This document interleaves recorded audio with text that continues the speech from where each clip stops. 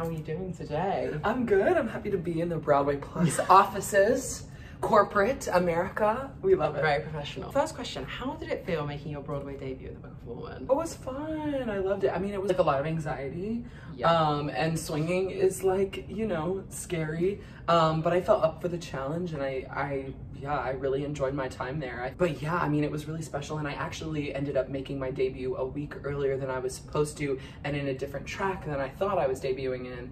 And I found out like the day before. Classic swing. Oh, classic. So of course, like all my family and friends like got tickets to come up, and I was like, just kidding. My actual debut was a week earlier, but I'm really glad because I got to get a lot of my nerves out, and I still had friends come and do standing room.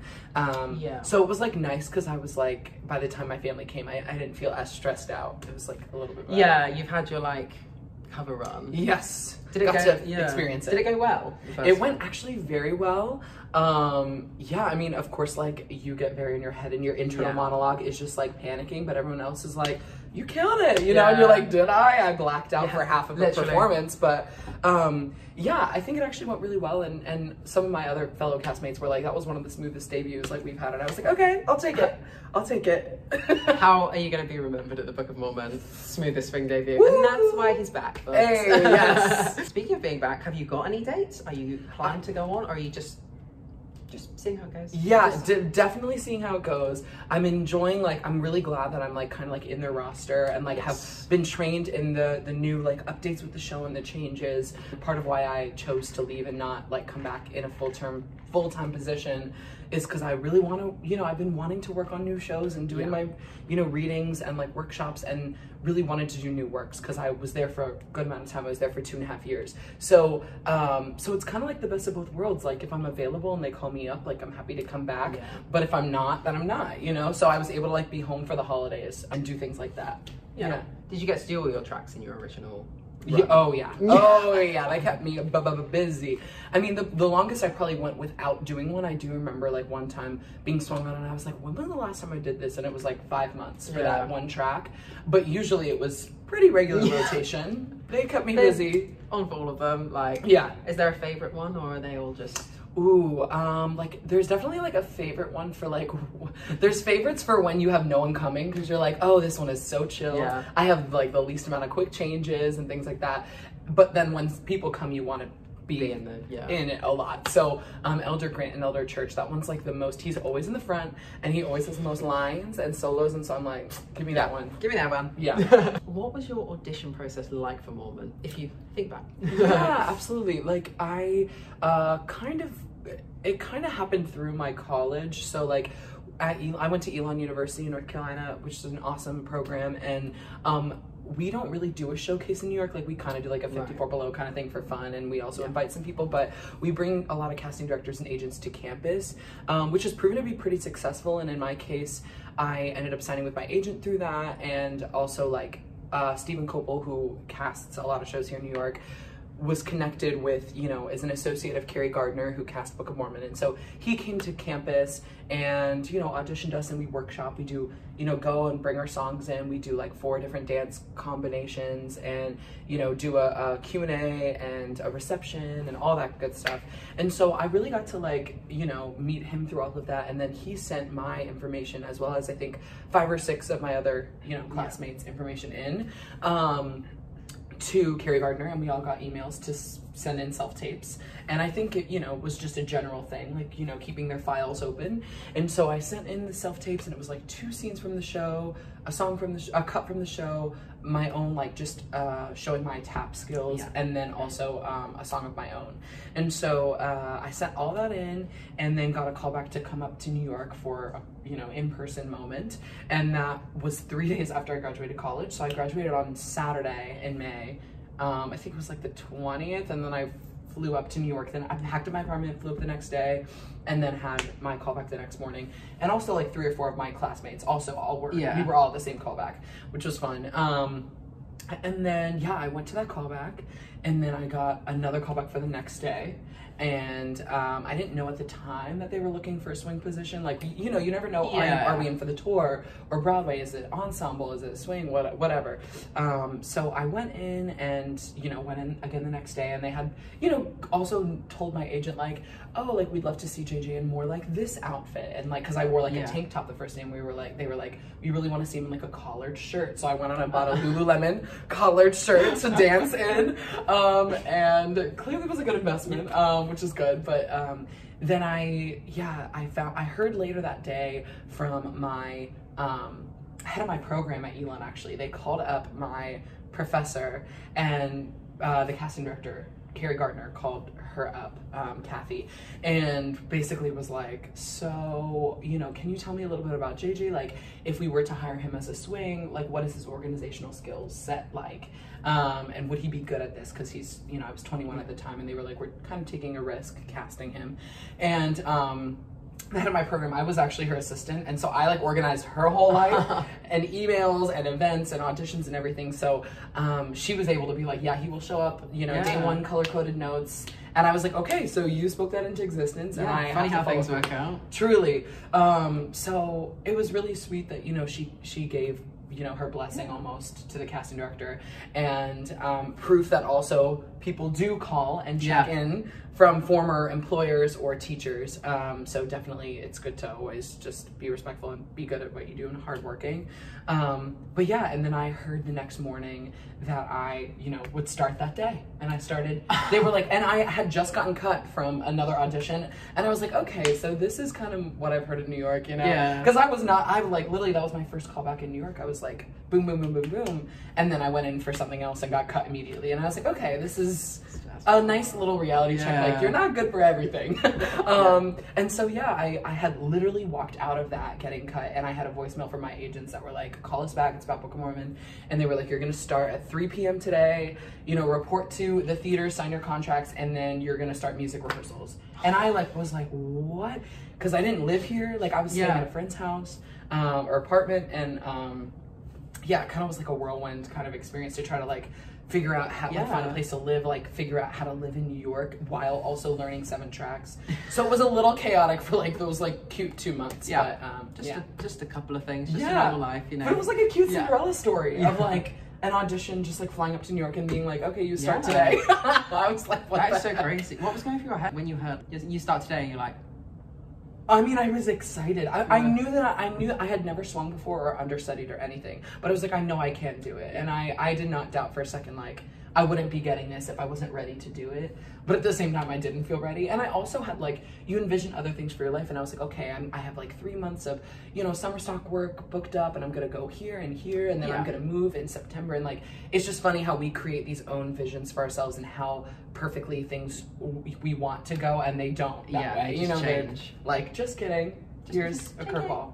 JK. Yeah. A lot of people always ask what everyone's kind of like approach to swinging is. Obviously, like, some people do swing maps, some people learn off audio recordings, some people learn off videos. What's your kind of like approach and, you know, method to swinging and understudying? That's a great question. Yeah, everyone, like you said, everyone does it differently, and I think some people's brains work differently. For me, like, I'm very type A and organized, and it was funny because like the other swing at Mormon would always be like, wow, you really like love those notes, you love your note cards, because he just like trusted his brain. And a lot of people like don't like to review things before, and they're like, I have it all up here. For me, I'm so visual, I'm a very visual learner, and so I was like, I need charts. And thankfully the dance captain had made some, but I made my own with everybody's names. And then I also had, so I did note cards. I chose to like take detailed notes and then condense them when I felt ready. And so I have like a pack of note cards that's all color coded. And so I can literally just like, before I go on, it takes you just a few minutes to literally like flip through them and be like, okay, this person goes from 8 to 2 to 4, partners with this person, crosses here. And I drew on the traffic patterns, because the worst thing is when you're on stage and you're like trying to go in front of someone and they're like, baby, like, you go behind me. So Yeah, definitely those kinds of things, and it's kind of fun. It almost like felt like studying for like the SATs or something, or like AP exams, you know, like yeah, it felt like a math.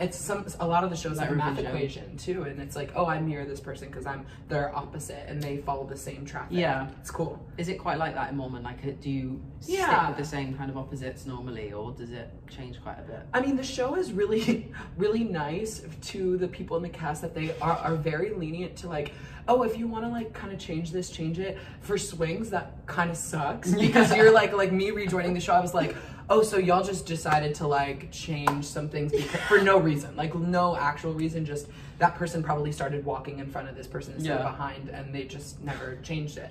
So sometimes that can be tricky. But Mormon is very good about being consistent for the most part, and like anything like that is specifically choreographed like will be the same or will be like clearly delineated. The dance captain is amazing. I love him so much. And so yeah, I mean, they're really great about that.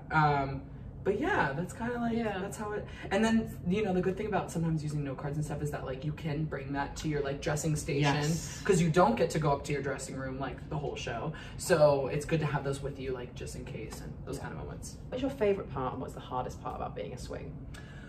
Favorite part is getting to like save the day, and like also it keeps it really fresh. I honestly would not have, I don't think I would have made it 2.5 years in Mormon if I did one track. I like really need to challenge myself, and I think there's something really nice in doing a track the same, you know, same show every day, and you just have consistency.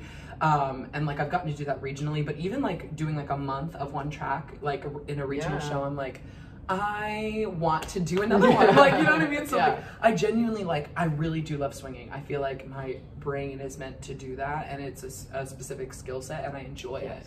So that's the blessing. The curse is that like sometimes people are coming to New York or coming to see the show, and they're like, will you be on? And you're like, no, but like maybe. And sometimes it works out and sometimes it doesn't, and it really sucks because I have so many people in my life who weren't able to see me in the show because like it was hard to plan, or like they were like, I'm coming up to New York this week, can I see you? And I'm just happened to not be on the nights they were available, you know? So but that happens, and that's life. But I do feel like people are, especially now with the conversations around understudies and swings, are really starting to respect and understand. And now the public is learning way more about understudies and swings and what people do, because it's always had such a bad rep. Like people are like, you must not be that good if you're not on stage every night. It's like, babes, no, we're actually better because we're able to do it all. Yeah, literally. So I mean, that's the thing. Like most of the time you see an understudy or a swing, you're like, I prefer that. I prefer that. Well, and like, sometimes it's just fresher. You know, sometimes it's like you're putting everything into it because you only get to do it once or twice that week. You know, so it can be fun. What was your musical theatre training and background like, and how did it prepare you for the industry? So my background basically like, well, my sisters all grew up doing theater, and my mom and dad actually used to have a theater company called Hosanna Players and this was when I was like in the womb and then like a baby. So they would put on a lot of shows around their city, and that was back when we lived in Maryland. And I just was like surrounded by music and dance. I was singing and dancing before I could walk or talk or form actual words. And recently my dad actually put together this really cute thing that was like all of our family home videos from our childhood, and literally me at 4.5 years old, I was like twirling my little tail off to Lucky by Britney Spears, and I was like, that's me, that's a little gay boy. But yeah, so like I just, you know, always loved it. And my oldest sister did a lot of shows, and I would go to see her in all the shows and just wait for the day when I would be able to. So as soon as I turned 8 years old, which was how old you had to be to do shows in Maryland at the Children's Theater, I did Charlotte's Web. That was my first show. And I played the brother Avery, the little brat, of course. And then from there on, I literally just did community theater shows. I'm not one of the kids who went to we didn't have a lot of money, so I didn't go to a lot of intensives like Stage Door or Manor, or like there's like all my friends that I went to college with went to these places, Interlochen, all these places, and so I didn't have that, but I didn't feel the need to, like at the time, like I did shows year round, and we had like 10 different community theaters where I grew up. So literally if you wanted to be in a show, you could. So I was basically in 5 or 6 shows a year, instead of going to camps and things. And then I ended up going to Elon for musical theater, and that I definitely needed to get my act together a little bit, because as much as I loved theater, I didn't really know that I could make it as a career, and definitely didn't know what I was doing. So I like had help with, you know, I did a few virtual sessions with some coaches to just help me like pick material.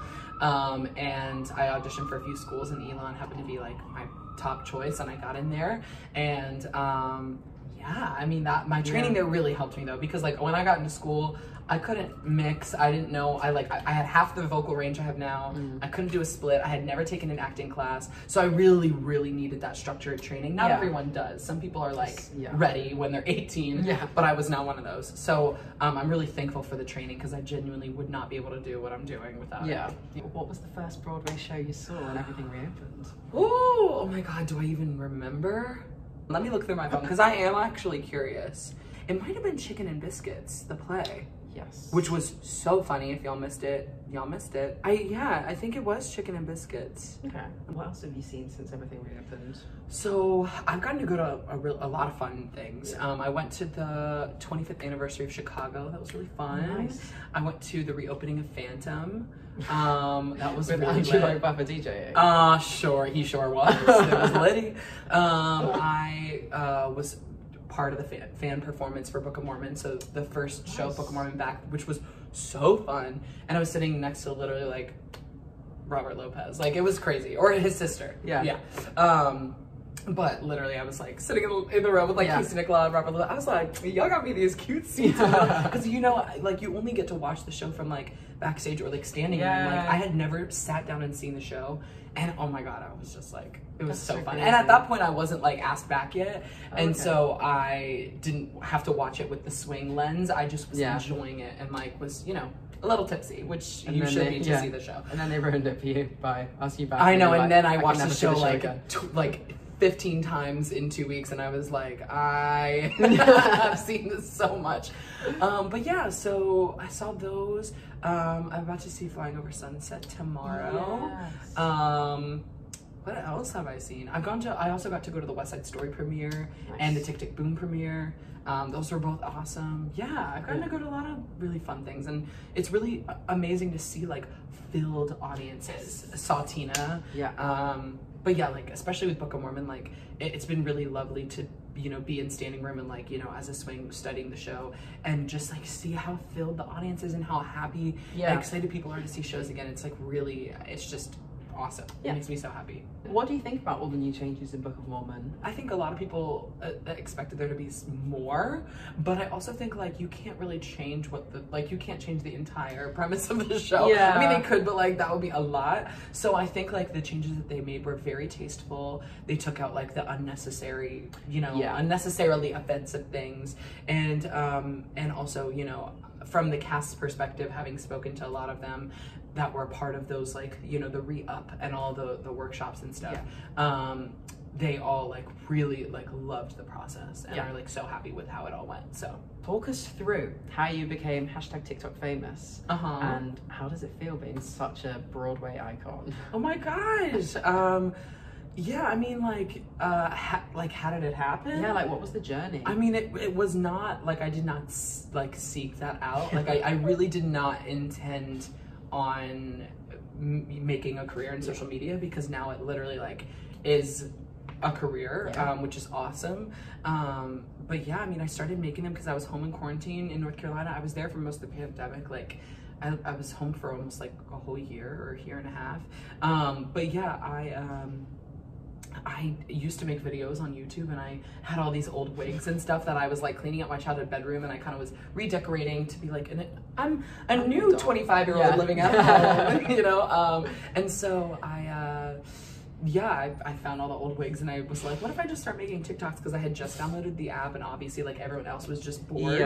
And it's just amazing. The app is like so freaking funny, and it's obviously designed to draw you in and keep you using it, and it sure works. It works.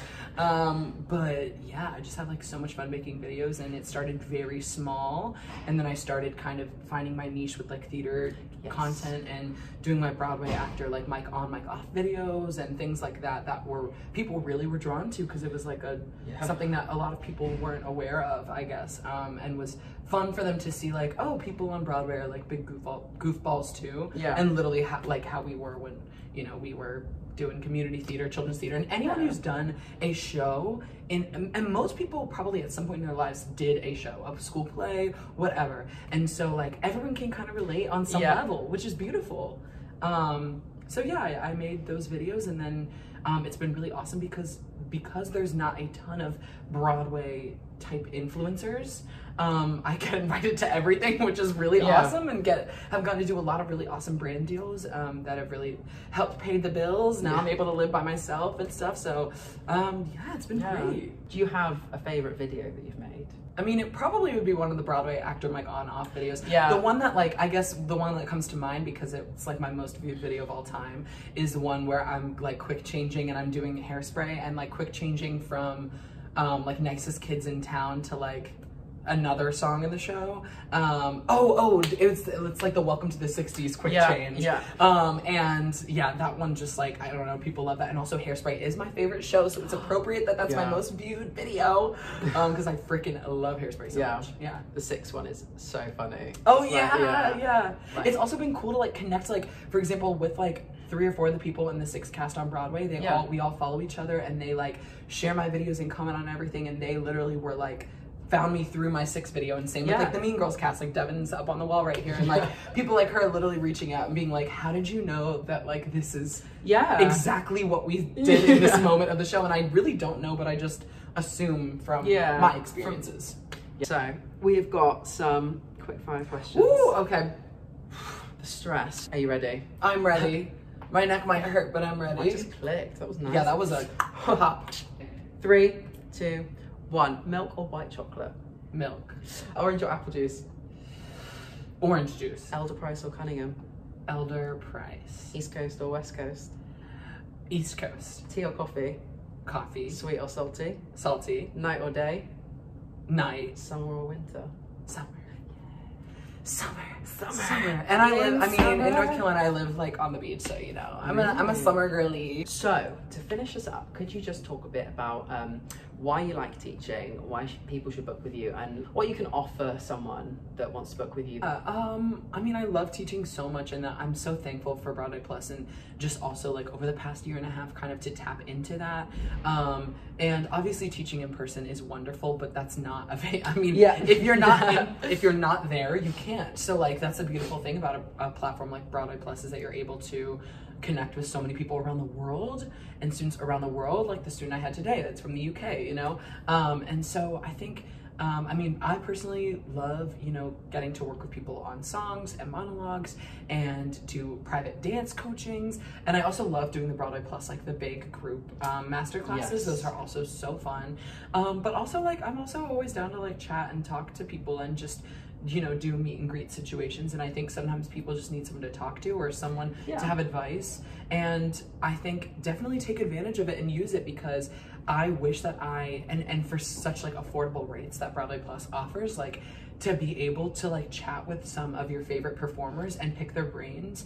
I did not know what I was doing when I was like auditioning for colleges, and I didn't even realize or understand that I could make it and have a career. And there's a lot of stuff that I wish I knew and would have prevented some harsh like learning experiences in the real world that I wish that I had learned by just asking the questions and having access to people at the peak of their career, and people here in New York and at West End and all over. So I think definitely take advantage of that, because it's really beautiful, and that's something that I wish that I had and had access to at a young age. Yeah, absolutely.